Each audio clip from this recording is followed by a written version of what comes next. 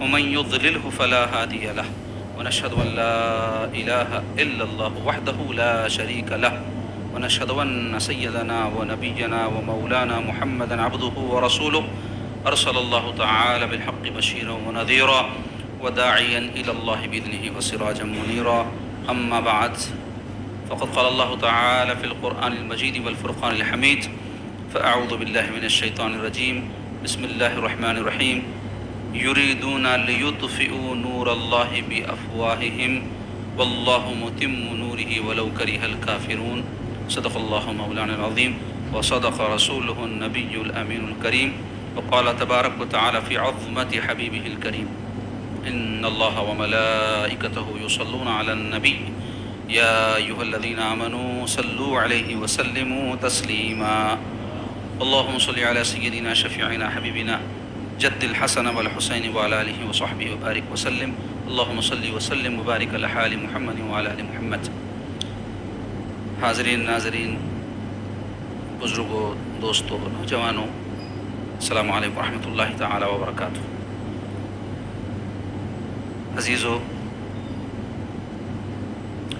کچھ دن قبل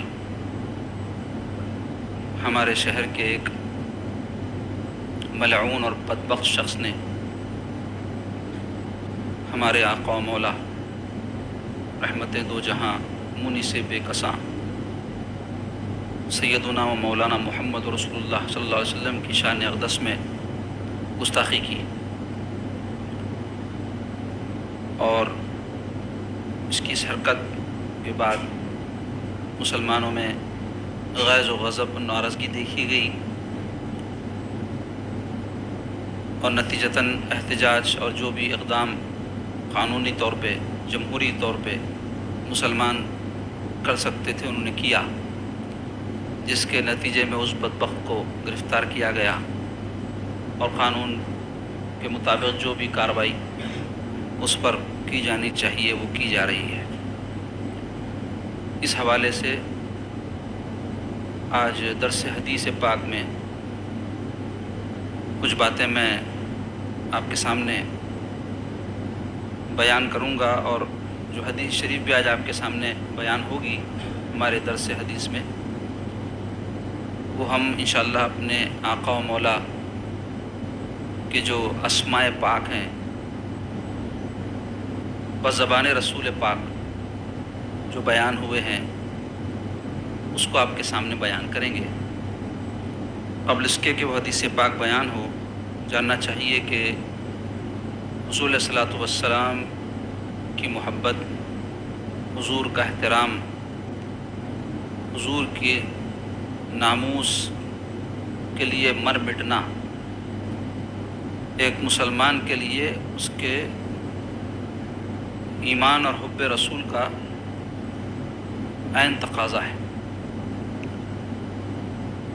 حضور علیہ الصلاۃ والسلام کی شان اقدس اتنی بلند ہے کہ شعور عام کیا پہنچے تمہاری جلوہ گاہوں تک، شعور عام کیا پہنچے تمہاری جلوہ گاہوں تک، شعور انبیاء کی حدوں سے بھی ماورا تم ہو. یعنی حضور کی عظمت، حضور کی شان کیا ہے صرف اللہ جانتا ہے، کیونکہ اللہ تعالیٰ حضور پاک علیہ الصلاۃ والسلام کے خالق ہیں، اس لیے اللہ جانتے ہیں کہ کس شان کے ساتھ اللہ نے ان کو پیدا فرمایا ہے، کوئی اور نہیں جان سکتا. اور اس سلسلے میں قرآن مجید میں، احادیث میں بے شمار حوالہ جات موجود ہیں جس سے ہمارے آقا علیہ الصلاۃ والسلام کی عظمت و شان اور ان کی رفت کا کچھ ہم کو پتہ چلتا ہے. ورنہ حقیقت میں تو کوئی جان ہی نہیں سکتا کہ حضور کا مرتبہ کیا ہے، ان کی رفعت کیا ہے، ان کی عظمت کیا ہے، ان کی بزرگی کیا ہے. اب جہاں تک رہی بات حضور پاک علیہ الصلاۃ والسلام کی شان میں گستاخی کرنے کی، بے ادبی کرنے کی، اہانت کرنے کی، توہین کرنے کی، تو ایک بات اچھی طرح سمجھ لیں کہ حضور کی شان میں اس طرح کوئی بات کرنا معاذ اللہ ثم معاذ اللہ، اس سے حضور کے مرتبے میں رتی برابر بھی کوئی فرق نہیں پڑتا، بلکہ اس کی مثال ایسی ہوگی کہ جیسے کوئی آسمان پر تھوکتا ہے تو تھوک آسمان میں نہیں جاتا، اس کے منہ پہ گر جاتا ہے. اور جو بد باطن اور بدبخت ہوتے ہیں، ان کی بدباطنی اور ان کی بدبختی صرف ظاہر ہو جاتی ہے اس سے۔ اللہ تعالیٰ نے جس کے ذکر کو رفعت دی ہو، ان کی شان کو کون گھٹا سکتا؟ اس لیے کسی شاعر نے کیا پیاری بات کہی ہے، نور حق شمع الہی کو بجھا سکتا ہے کون؟ اور اصل میں یہ جو شعر ہے یہ قرآن پاک کی ایک آیت کا مضمون کا یہ مفہومی ترجمہ ہے، سمجھ لیں آپ، جس میں اللہ تعالیٰ ارشاد فرما رہے ہیں۔ اس آیت پاک کو میں اپنی تقریر کے شروع میں بھی پڑھا، یریدون لیطفئوا نور اللہ بافواہہم واللہ متم نورہ ولو کرہ الکافرون۔ کیا معنی ہے اس کا؟ یریدون یعنی یہ کفار جو ہے یہ اس بات کا ارادہ کر رہے ہیں، ارادہ رکھتے ہیں، لیطفئوا نور اللہ، کہ وہ اپنے منہ کی پھونک سے اللہ کے نور کو بجھا دیں۔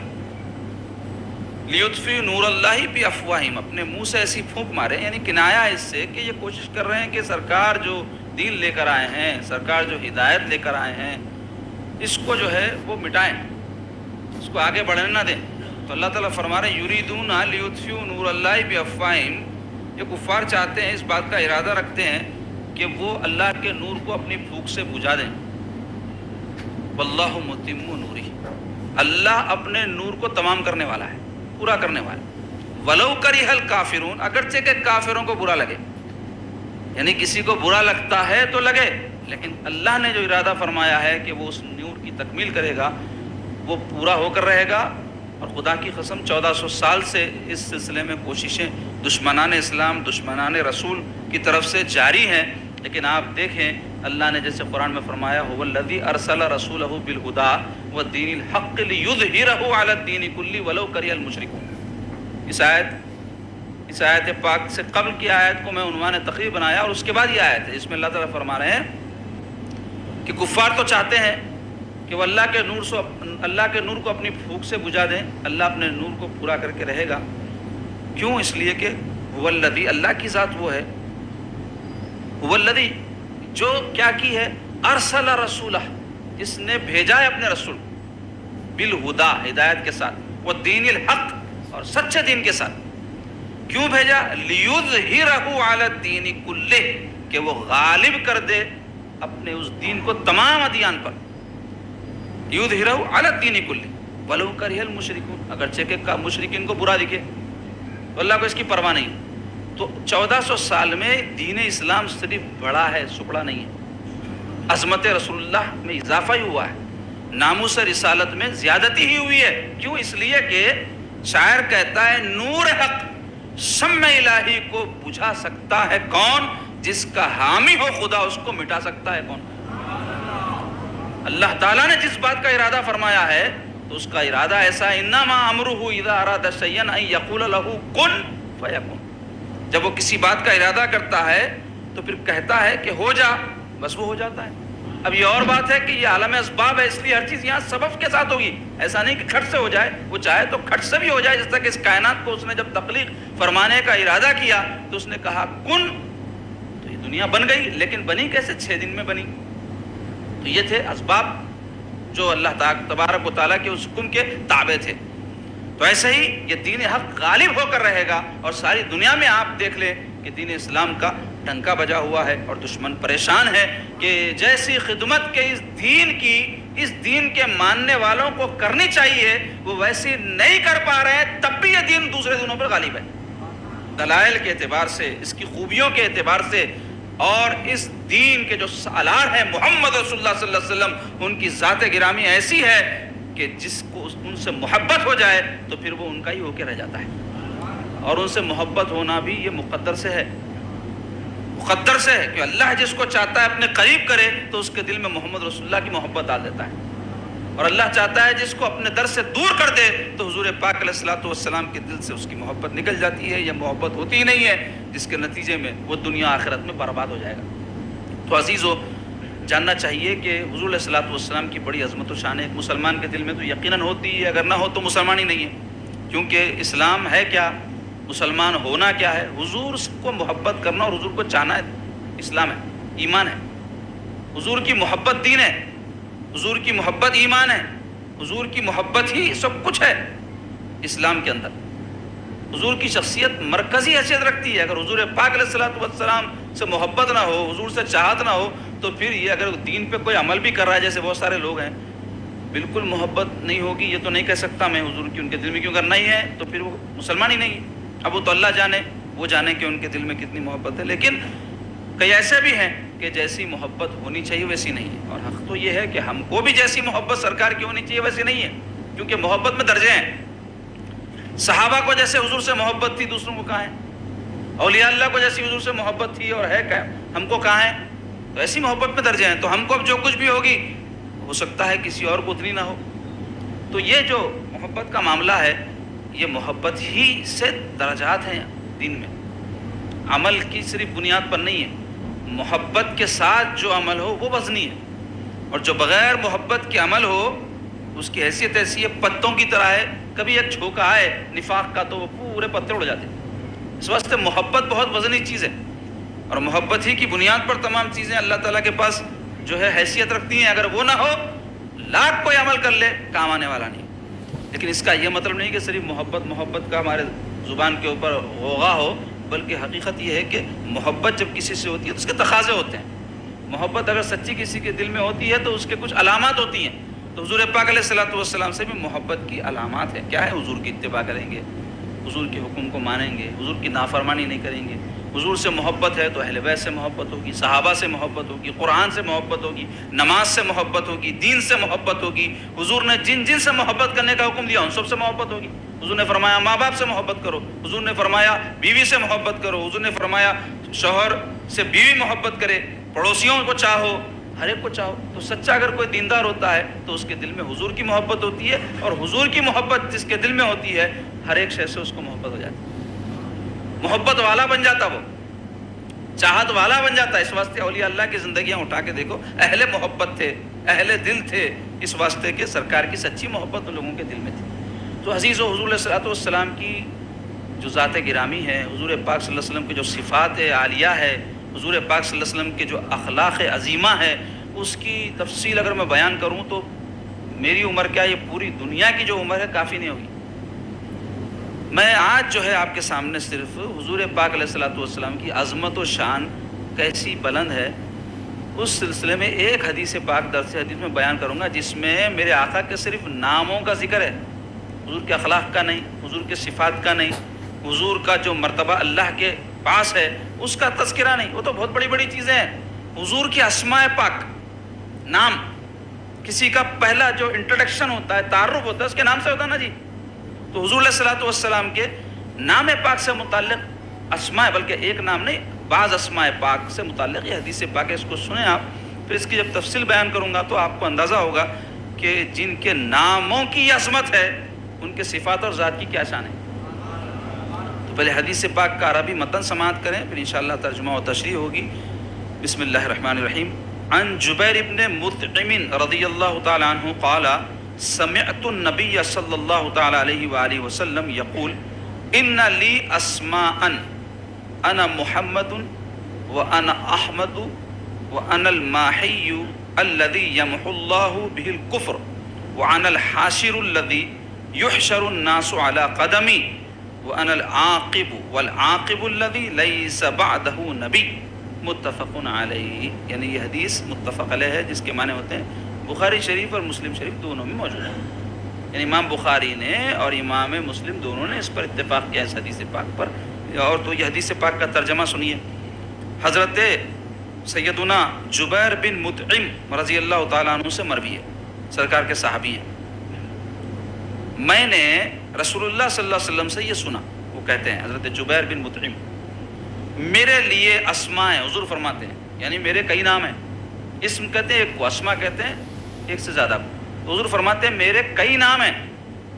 میں محمد ہوں، میں احمد ہوں، میں ماحی یعنی مٹانے والا ہوں، اللہ تعالیٰ میرے سبب سے کفر کو مٹائے گا. میں حاشر ہوں، میرے قدموں پر لوگوں کو اکٹھا کیا جائے گا. میں عاقب ہوں، اور عاقب وہ ہوتا ہے جس کے بعد کوئی نبی نہ ہو. بخاری و مسلم شریف کی حدیث. اس حدیث پاک میں جس کے راوی حضرت جبیر بن مطعم جلیل القدر صحابی ہیں، اب ان کی تفصیل بیان کروں گا تو وقت زیادہ ہو جائے گا. وہ اس حدیث شریف کے راوی ہیں وہ کیا روایت کر رہے ہیں کہ حضور پاک علیہ الصلوۃ والسلام خود ارشاد فرمائیں، حضور خود یہ بات فرما رہے ہیں اپنے اسماء کے بارے میں. کوئی نہیں کہہ رہا ہے کہ حضور کے یہ نام ہے، حضور فرما رہے ہیں، اور حضور جو فرماتے اللہ کے حکم سے فرماتے.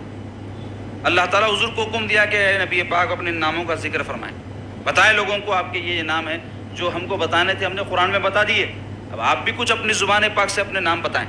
تو حضور علیہ الصلوۃ والسلام فرمائیں میں محمد ہوں. کیا فرمائیں؟ انا محمد صلی اللہ علیہ وسلم. اور دوسرے فرمائیں انا احمد ہوں، میں احمد بھی ہوں، میں ماہی ہوں، میں عاقب ہوں، میں حاشر ہوں، میں عاقب ہوں. 5 اسماء پاک اس حدیث شریف میں حضور نے بیان فرمائے. اس کا یہ مطلب نہیں کہ صرف یہ 5 ہی حضور کے اسماء ہیں. اس وقت 5 کا بیان کرنے کا موقع تھا، حضور نے 5 بیان فرما دیے. نہیں معلوم اس سے پہلے کیا واقعہ ہوا جس کی وجہ سے حضور نے اپنی اسماء پاک اس وقت ذکر فرمانا مناسب سمجھا. تو حضور علیہ الصلوۃ والسلام 5 جو اسماء فرمائے، محمد پہلا، دوسرا احمد، تیسرا ماہی، چوتھا حاشر، 5واں عاقب. تو محمد صلی اللہ علیہ وسلم جو آپ کا اسم ذاتی ہے، حضور علیہ الصلوۃ والسلام کے 2 نام ذاتی نام ہے. ذاتی یعنی ذات کا نام، یعنی ذات جس سے پہچانی جائے. محمد کہتے ہی کس کے بارے میں ذہن میں آتا؟ ہمارے حضور کے بارے میں آپ کو ذہن میں آتا ہے نام. جیسے ہی سنتے ہیں ذات پاک جو ذہن میں آتی ہے، حضور کی ذات آتی ہے. تو حضور پاک صلی اللہ علیہ وسلم کے 2 اسماء پاک ذاتی ہیں، باقی صفاتی ہیں. صفات یعنی کیفیت. جیسے مثال دیتا ہوں آپ کو، آپ کے ایک دوست ہیں جن کا نام عبداللہ ہے، اور وہ بڑے رحم دل ہیں، بڑے سخی ہیں، بڑے مشفق ہیں، بڑے بااخلاق ہیں. تو آپ جب کہیں گے عبداللہ بڑے رحم دل ہیں، تو عبداللہ جب کہیں گے تو وہ اسم ذاتی ہے ان کا. رحم دل ہونا ان کا صفات اور اسم ہے، دوسرا ان کی صفت ہے. عبداللہ ہونا ان کی ذات کا نام ہے. عبداللہ کہتے ہی جس کی شخصیت ذہن میں آئے وہ ذات ہے ان کی. اب ان کے جو صفات ہیں بہت سارے ہوتے ہیں، نام ایک ہی ہوتا ہے، بعض وقت عرفیت میں ایک آدھ اور کوئی نام جوڑ دیتے ہیں. تو حضور علیہ الصلوۃ والسلام کا محمد نام پاک یہ اسم ذاتی ہے. اب باقی جو اسماء ہیں وہ صفاتی ہیں. مثلا حضور کا رسول ہونا، حضور کا نبی ہونا، اور جیسا کہ یہاں پہ بیان ہوا حضور فرماتے ہیں ماہی ہوں میں، حضور فرماتے ہیں حاشر ہوں میں، عاقب ہوں میں، اور نبی التوبہ، نبی الرحمہ، اور بھی بہت سارے اسماء. بلکہ اس سلسلے میں حضرت امام خستلانی تو 1000 اسماء حضور کے ذکر فرمائے، 1000.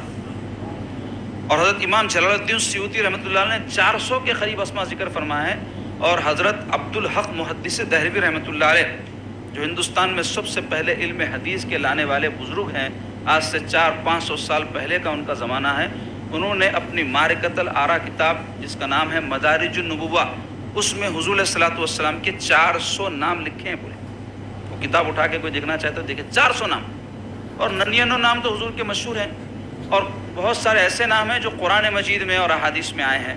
تو بتانے کا مقصد یہ ہے سب کہ جس کے جتنے زیادہ نام ہوتے ہیں اتنے ہی زیادہ اس کی ذات کی شان اس سے ثابت ہوتی ہے. تو حضور علیہ الصلوۃ والسلام کا نام پاک زمین پر ہے محمد، اور آسمان میں ہے احمد. اور حضور پاک صلی اللہ علیہ وسلم کا جو نام نامی اسم گرامی محمد ہے، اس کے معنی ہے وہ ذات جن کی تعریف کی جائے. یعنی اللہ تعالیٰ نے اپنے محبوب کا نام ہی ایسا رکھا ہے کہ جب محمد کہتے ہیں تو تعریف ہو جاتی ہے. اور اس کا مادہ حمد سے قربان جاؤ سرکار پاک صلی اللہ علیہ وسلم کے، اللہ تعالیٰ نے اپنے محبوب کا نام حمد کے مادے سے رکھا، یعنی جن کی تعریف کی جائے اور وہ ذات کے جو اللہ کی تعریف کرنے والی ہو. اور آپ کو مقام محمود قیامت کی اللہ تعالیٰ عطا فرمائے گا. مقام محمود کیا ہوگا؟ مقام شفاعت. حضور علیہ الصلوۃ والسلام سب کی شفاعت کریں گے. مگر اس سلسلے میں جو احادیث آئی ہیں شفاعت کی، تو اس میں آیا ہے کہ حضور علیہ الصلوۃ والسلام قیامت کے دن سجدہ ریز رہیں گے. اللہ تعالیٰ فرمائے گا اے محبوب اپنے سر کو سجدے سے اٹھائیے. تو حضور علیہ الصلوۃ والسلام سجدے سے سر اٹھا کر اللہ تبارک و تعالیٰ کی حدیث میں آیا ایسی تعریف بیان کریں گے کہ نہ حضور سے پہلے کسی نے کی ہوگی، نہ حضور کے بعد کوئی کرے گا. تو اللہ کی حمد بیان کریں گے. اور حضور کی امت کو حمادون کہا گیا ہے، حمد بیان کرنے والے. تو حمد سے ہے، تعریف سے ہے سرکار پاک صلی اللہ علیہ وسلم کی جو ہے ذات پاک کا تعلق. تو محمد جن کی تعریف کی جائے، تو یہ نام پاک آپ کا زمینوں پر ہے. اور یہ جو نام ہے اللہ نے رکھا. حضور فرماتے ہیں میرا نام اللہ نے رکھا. یعنی حضرت عبد المطلب جو حضور پاک علیہ الصلوۃ والسلام کے دادا ہیں، حضور کے والد بزرگوار حضور کی ولادت سے پہلے دنیا سے تشریف لے گئے. دادا آپ کے سرپرست تھے. تو جب حضور علیہ الصلوۃ والسلام کی ولادت ہوئی تو احادیث میں آیا ہے، واقعات میں آیا ہے معتبر، کہ حضرت عبد المطلب کے دل میں یہ بات ڈالی گئی کہ آپ حضور کا نام محمد رکھیں۔ اللہ تعالیٰ نے یہ طے کر لیا تھا کہ حضور پاک علیہ الصلوۃ والسلام کا نام محمد ہے۔ اور سرکار پاک علیہ الصلوۃ والسلام کا یہ نام پاک قرآن مجید میں 4 جگہ آیا ہے۔ پہلا ہے سورہ آل عمران میں، وما محمد الا رسول قد خلت من قبلہ الرسل، محمد صلی اللہ علیہ وسلم نہیں ہے مگر یہ کہ اللہ کے رسول اور ان سے قبل بھی کئی رسول گزرے ہیں۔ دوسرا آیا ہے حضور پاک صلی اللہ علیہ وسلم کا نام پاک محمد قرآن پاک کی آیت میں سورہ احزاب میں، ما کان محمد ابا احد من رجالکم ولکن رسول اللہ و خاتم النبیین، محمد صلی اللہ علیہ وسلم مردوں میں سے تم میں کسی کے باپ نہیں ہے لیکن وہ اللہ کے نبی اور رسولوں کے خاتم ہیں۔ تیسری جگہ آیا ہے سورہ محمد میں 26ویں پارے میں، والذین آمنوا وعملوا الصالحات وآمنوا بما انزل علی محمد، وہ لوگ کہ جو ایمان لائے اور نیک کام کیے اور ایمان لائے اس پر جو محمد صلی اللہ علیہ وسلم پر نازل کیا گیا ہے۔ چوتھا سورہ فتح میں آیا ہے محمد الرسول اللہ، محمد صلی اللہ علیہ وسلم اللہ کے رسول۔ تو علماء نے لکھا ہے کہ یہ چاروں جگہ جہاں حضور کا نام محمد آیا ہے وہاں کہیں بھی حرف ندا کے ساتھ نہیں آیا، یعنی اللہ نے حضور کو یا محمد کہہ کر نہیں وہ خطاب کیا، یہ اس واسطے کہ حضور کی تعظیم بتانا مقصود ہے۔ حضور علیہ الصلوۃ والسلام کو قرآن میں کہیں بھی یا محمد کہہ کر اللہ نے نہیں پکارا۔ رسالت کے ساتھ آپ کے اسم پاک کا ذکر ہے، محمد رسول اللہ، ما کانا محمد ابا احد من رجالکم ولکن رسول اللہ، اللہ کے رسول اور نبیوں کے خاتم ہیں۔ تو اس طرح حضور کا نام گرامی جو لیا گیا ہے خطاب کے ساتھ نہیں آیا، حرف ندا کے ساتھ نہیں آیا۔ ہاں جہاں اللہ نے ندا کی حضور کو تو آپ کے پیارے پیارے صفاتی ناموں کے ساتھ ذکر کیا ہے، یا ایھا المزمل، اے چادر اوڑھنے والے، یا ایھا المدثر، اے چادر اوڑھنے والے، اے جو ہے کمبل اوڑھنے والے، مزمل کہتے ہیں کمبل اوڑھنے والے، یا ایھا المزمل، اے وہ کمبل پوش کمبل اوڑھنے والے، یا ایھا المدثر، اے وہ چادر اوڑھنے والے، یا ایھا النبی، اے نبوت والے، یا ایھا الرسول، اے رسالت والے، یا دیگر جو صفاتی نام ہے، مبشر خوشخبری سنانے والے، مبشر کے معنی خوشخبری سنانے، بشیر خوشخبری سنانے، نذیر ڈرانے والے، داعین اللہ اللہ کی طرف بلانے والے۔ اس طرح اور بہت سارے مقامات پر اللہ نے جب حضور کو خطاب کیا ہے تو اس وقت جو ہے صفاتی ناموں کے ساتھ خطاب کیا۔ حضور کا جو اسم گرامی محمد ہے اس کو جو ذاتی نام ہے کبھی بھی حرف ندا کے ساتھ اللہ نے خطاب نہیں فرمایا، یہ سکھانے کے لیے انسانوں کو کہ دیکھو تعظیم میں یا محمد کہنا روا نہیں ہے، بلکہ جب کہو تو اے نبوت والے، اے رسالت والے، اے رحمت والے، اس طرح حضور کو خطاب کرو۔ اور آداب اللہ نے قرآن مجید میں ایمان والوں کو سکھائیں حضور کو خطاب کرنے کے، وہ سب تفصیل بیان کروں گا تو وقت زیادہ ہو جائے گا۔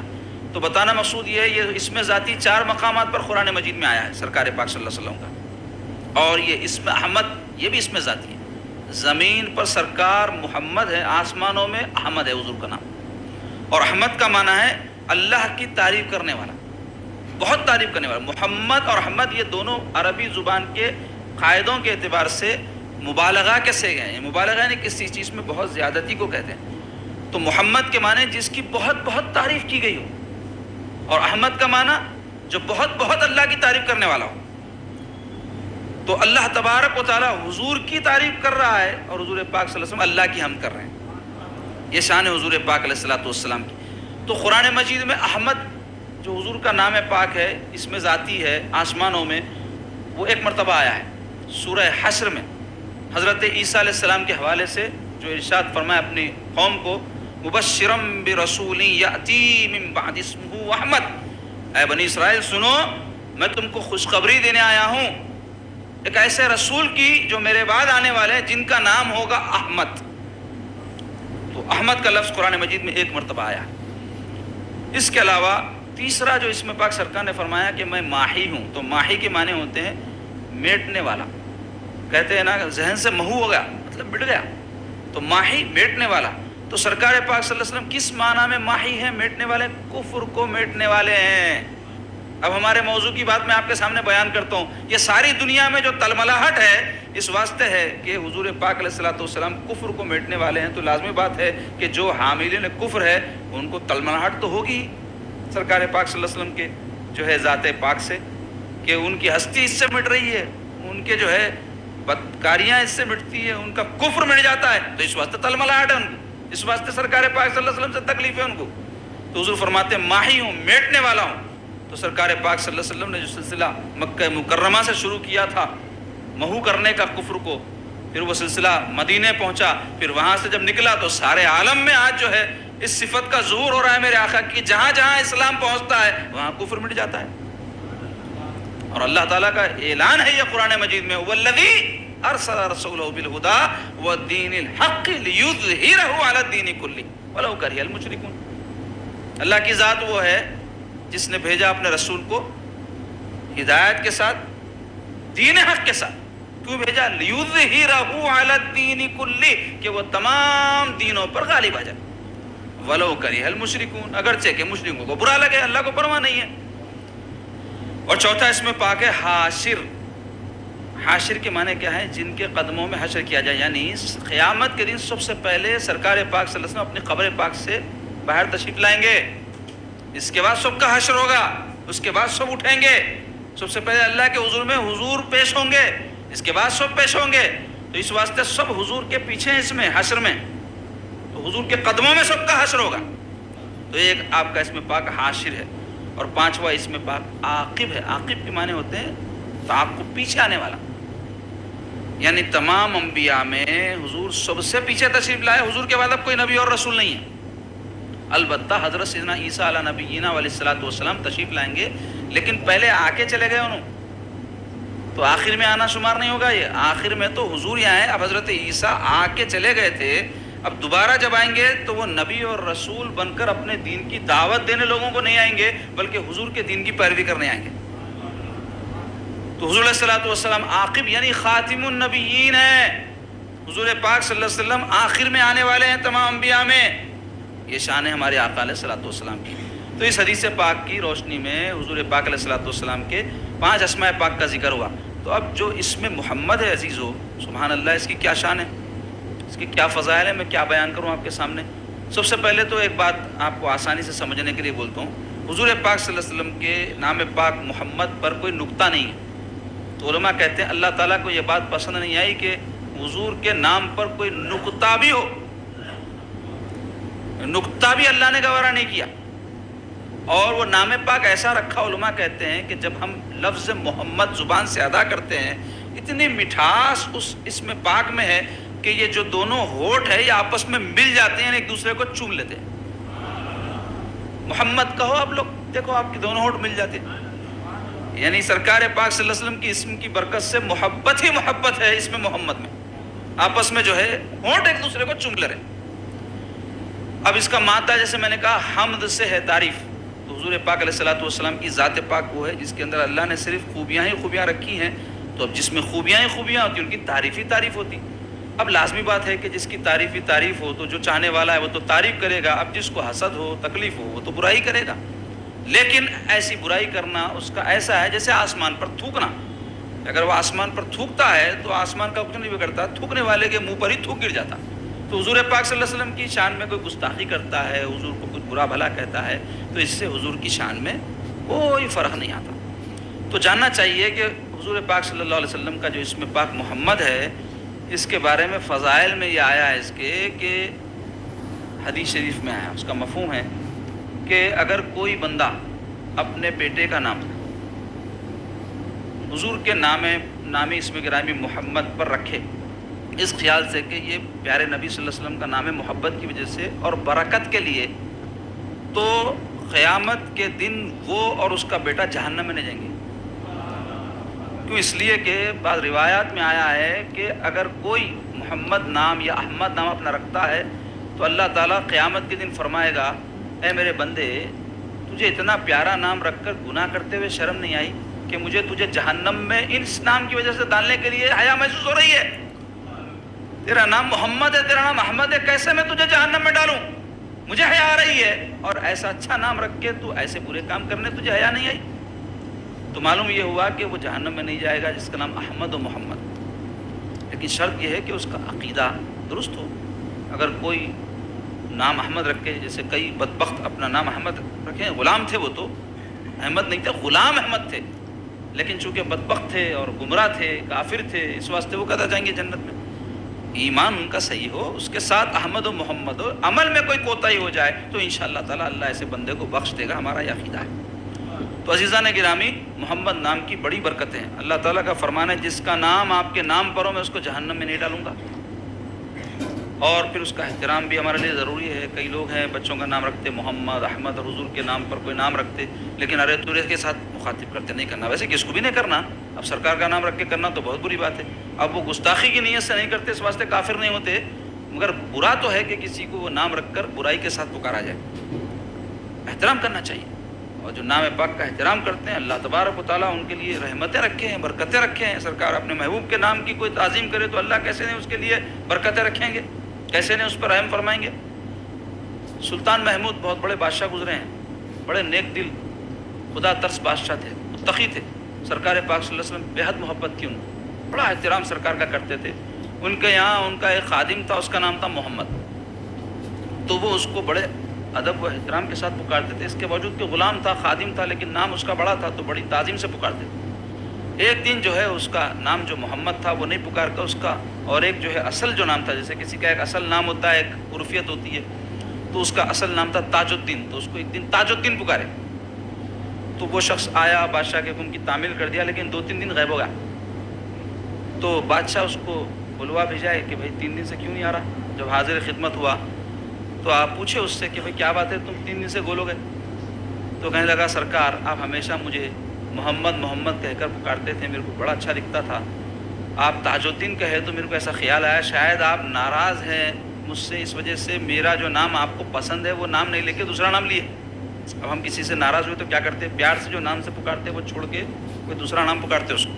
جیسے کسی کو پیار سے لڈو پکارتے تو غصہ کرنا ہے تو لڈو بول کے غصہ کریں گے اس کو، تو اس کا نام لے کے ادراؤ میاں کہاں ہیں تم، تو بولتے لڈو نہیں بولتے، تو نہیں بولتا ارے کیا بات ہے کہ روز لڈو بولنے والے ادراؤ بول رہے ہیں۔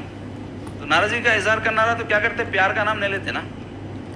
تو اس کو محسوس ہو گیا، حساس لوگ آتے پہلے، آج کل تو لات بھی مارے تو اس کو سمجھ میں نہیں آ رہا کہیں کو مار رہے ہیں، مارنے والے کو گدھا سمجھ رہا، گدھا لات مارتے رہتا ہے، نہیں مارا ہوں گا سمجھ رہے ہیں، ارے مار رہا کہیں کو سوچنا، چپ خالی کے تو نہیں مارتا کو، تو احساس ہونا پڑتا اس کے واسطے۔ کئی لوگ بے حس رہتے، ان کو اندازہ ہی نہیں رہتا۔ تو مختصر یہ انہیں کہنے لگا سرکار آپ پیار بھرا نام نے لے کے دوسرا نام لیے میرا۔ تو اس پہ بادشاہ سلامت بولے ارے میاں میں ناراض واراض نہیں ہوں تیرے سے، نہ بدگمان ہوں، وجہ یہ تھی کہ میں جب بھی تیرا نام لیتا تھا، چونکہ مقدس نام تھا نا سرکار کا محمد، تو وضو کر کے لیتا تھا، تو اس وقت جب میں تجھے بلایا میرا وضو نہیں تھا، تو میں مناسب نے سمجھا کہ حضور پاک صلی اللہ علیہ وسلم کا نام نامی اسم گرامی زبان پر بغیر وضو لاؤں۔ تو یہ تو ان کی کمال عقیدت اور محبت تھی سرکار سے، ورنہ شرعی ایسا حکم تو نہیں ہے کہ جب بھی حضور پاک صلی اللہ علیہ وسلم کا نام لیں وضو سے ہو آدمی، بلکہ درود بغیر وضو بھی پڑھ سکتے آپ، درود شریف پڑھنے کے لیے وضو ضروری نہیں ہے، بلکہ تلاوت قرآن مجید بھی زبانی اگر کوئی کر رہا تو اس کو وضو کی ضرورت نہیں ہے، قرآن چھونا ہے تو وضو کرنا ہے، کیونکہ زبان مومن کی پاک رہتی ہے نا بھائی، اس واسطے یہ شریعت میں گنجائش رکھی گئی۔ جسم پاک ہو سکتا ناپاک ہو سکتا، تو اس کے لیے کیا ہے کہ حکم ہے کہ آپ پاک کر کے قرآن کو چھوؤ۔ بلکہ تو مختصر یہ کہ بڑا احترام ہم کو سرکار پاک صلی اللہ علیہ وسلم کے اسم پاک کا کرنا چاہیے، کیونکہ ذکر سرکار کی ہیں بڑی برکتیں، مل گئی راحتیں مل گئی راحتیں عظمتیں رفعتیں، میں گناہ گار تھا بے عمل تھا مگر مصطفیٰ نے مجھے جنتی کر دیا، آیا لبوں پہ ذکر جو خیر الانام کا، غوغا ہوا بلند درود و سلام کا، مجھ پر نثار ہونے لگی مستیاں تمام، میں ذکر کر رہا تھا محمد کے نام کا۔ تو اس واسطے جب بھی سرکار پاک صلی اللہ علیہ وسلم کا نام لیں حضور کی نسبت کے ساتھ، ایسا نہیں کہ کسی صاحب کا نام محمد ہے تو جب بھی محمد بول رہے ہیں صلی اللہ علیہ وسلم بول رہے ہیں، ایسا ضروری نہیں ہے، حضور کی نسبت کے ساتھ حضور کا تذکرہ کر رہے ہیں، اس ضمن میں حضور کا نام لیں، تو جب بھی حضور کا نام لیں صلی اللہ علیہ وسلم پڑھیں، اور بڑے احترام کے ساتھ دل کو خوابوں میں رکھ کے، دل کے اندر جذبات محبت اور عقیدت کے رکھ کے حضور کا نام لینا، اور پورے جو ہے سرکار کی جو ہے عظمت و شان کو پیش نظر رکھ کے حضور کا نام نامی اسم گرامی احترام کے ساتھ لینا۔ تو بہرحال میں بتانا کیا چاہ رہا ہوں کہ جب اللہ تعالیٰ ہمارے پیارے آقا کے ناموں کی یہ شان رکھا تو ان کی ذات اور ان کے صفات کی کیا شان اور عظمت ہوں گی، کون کیا ان کی شان گھٹا سکتا جی۔ بدبخت ہے اگر کوئی ایسا کر رہا ہے تو اپنا جو ہے نام جہنمیوں کی فہرست میں لکھا رہا انہیں، اور انہیں جہنمی ہے بول کے ہم کو بتا رہا، اللہ تعالیٰ کو اس کے رسول کو تو پہلے سے معلوم ہے۔ تو بتانا چاہ رہا ہوں کہ یہ جو کچھ واقعات ہوتے ہیں اس سے مسلمان مشتعل ہوتے، غصے میں آتے، اور یقینی بات ہے، فطری بات ہے یہ کہ ایسے موقع پر ان کو غصہ ہے، لیکن ہم کو چاہیے کہ ایسے موقع پر صبر و تحمل کا مظاہرہ کریں، اور قانونی دائرۂ کار میں رہتے ہوئے جمہوری انداز میں جو بھی ایسے بدبختوں کے ساتھ جو ہے سلوک ہونا چاہیے وہ سلوک جو ہے ہم کریں، نہ کہ ہم اپنے دائرے سے جذبات کے رو میں بہہ کے نکل کے غیر ضروری مسائل میں گرفتار ہو جائیں، چونکہ ہمارے ملک میں جو اس وقت حالات چل رہے ہیں اس بات کا تقاضا کرتے ہیں کہ ہم ہر کام سمجھداری سے کریں، اور دیکھیں کہ اس بارے میں ہمارے علماء، ہمارے مشائخ، ہمارے سیاسی مخلص رہنما کیا مشورہ دیتے ہیں، اس کے مطابق کام کریں۔ اگر ایسا نہیں کریں گے تو اس کی مثال ایسی ہے جیسے ہم ایک بس میں بیٹھ گئے، ایکسیلریٹر پہ پتھر رکھ دیے، ڈرائیور کے بغیر بس جا رہی، کیا اثر ہوتا جی؟ ٹکر لگ جاتی، کہیں بھی گھس جاتی۔ تو اگر ہم کوئی اپنے رہنماؤں، اپنے جو ہے راہ دکھانے والوں کی پیروی نہیں کریں گے ایسے موقع پر، ان کی رہنمائی میں کام نہیں کریں گے تو نقصان اٹھائیں گے۔ ایسے دیکھنے میں آ رہا کئی لوگ جذبات میں بہ کے سمجھ رہے ہیں ہم جو چاہے کر سکتے ہیں، ایسا نہیں ہے۔ جذباتی جو فیصلے رہتے ہیں نقصان جو ہے پہنچاتے انسان کو، سمجھداری سے، دور اندیشی سے، مشاورت سے جو کام ہوتا ہے اس میں ہمیشہ کامیابی رہتی ہے۔ تو اللہ تعالیٰ سے دعا ہے اللہ ہم سب کو اپنے محبوب کی سچی محبت نصیب فرمائے، اور ان کی ناموس کے تحفظ کے لیے تن من دھن کو قربان کرنے کا جذبہ اللہ پاک ہمارے دلوں میں پیدا فرمائے، اور جو بدبخت، ملعون، بدقسمت حضور علیہ الصلوۃ والسلام کے دشمن ہیں، اللہ تعالیٰ یا تو ان کو نیک توفیق دے یا پھر ان پہ اپنا عذاب نازل کر کے ان کو نیست و نابود فرما دے۔